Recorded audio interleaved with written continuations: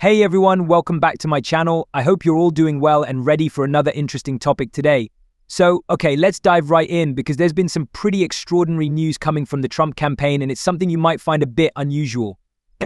Yeah, Donald Trump has actually filed a complaint, and guess who it's against? The UK's Labour Party. That's right, it sounds a bit out there, right? But let me break it down for you and explain what's going on. First of all, Trump and his legal team are claiming that the UK Labour Party is interfering in the US presidential election. Yeah, I know, it's a big accusation, right?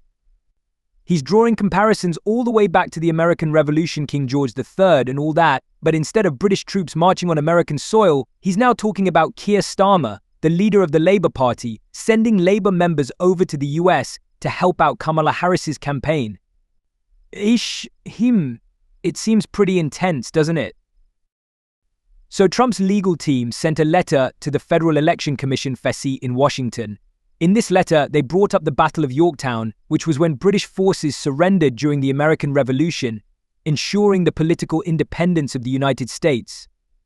Yeah, it's quite a dramatic reference, right? But here's where it gets a bit awkward. They misspelled Britain as Britain, which people quickly pointed out. You'd think they'd double-check something like that before sending it out, right? Anyway, this letter goes on to request an investigation into what they call blatant foreign interference.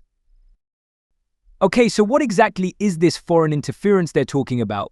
Well, the Trump campaign is saying that Labour Party members are basically providing illegal foreign contributions by campaigning for Kamala Harris in key battleground states.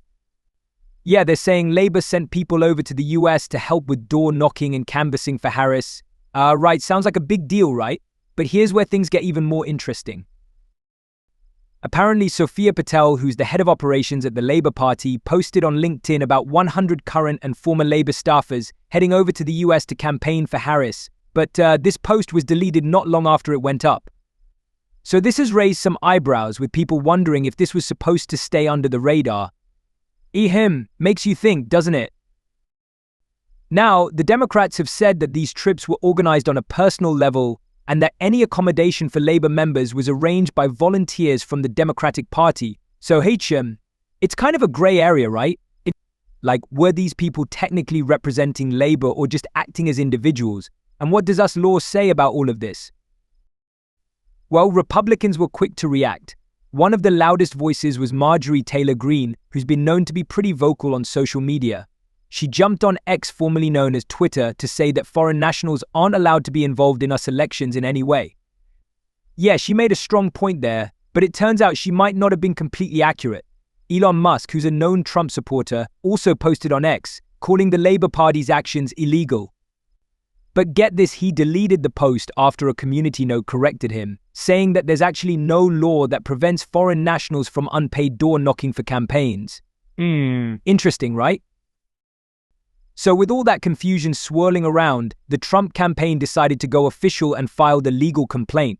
They're really doubling down on the idea that the Harris campaign is receiving illegal foreign assistance, and they're not happy about it at all. One of Trump's campaign managers, Susie Wiles, said that in just a couple of weeks, Americans will reject what she called the oppression of big government, referencing the fight for independence back in 1776. Yeah, they're really leaning into that Revolutionary War theme, aren't they? Wiles also accused the Harris-Walz campaign of relying on foreign influence to boost what she described as a radical message. According to the Trump camp, Harris and her team are doing this because they know they can't win the American people over on their own. It's a pretty serious claim, and Trump's team seems to believe this is just one of many examples of election interference from abroad. Makes you wonder what else they're thinking, right?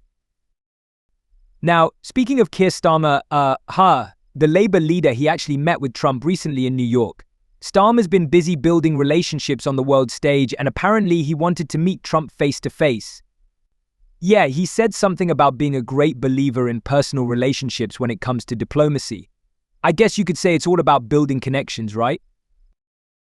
But yeah, this meeting between Starmer and Trump definitely adds another layer to the story. Starmer has made it clear that he's focused on building these personal relationships, but what does that mean in the bigger picture? Does this meeting have anything to do with what Trump's alleging now? It's hard to say for sure, but it definitely adds an interesting twist. So yeah, that's where things stand. The Trump campaign is asking for an immediate investigation into what they see as foreign interference in the election, while the Labour Party hasn't exactly confirmed or denied much about this whole situation.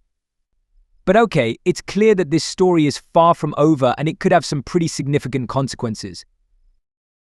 It's definitely one of those moments where politics gets even more complicated than usual here. You've got international connections, election laws, and social media drama all wrapped up in one story.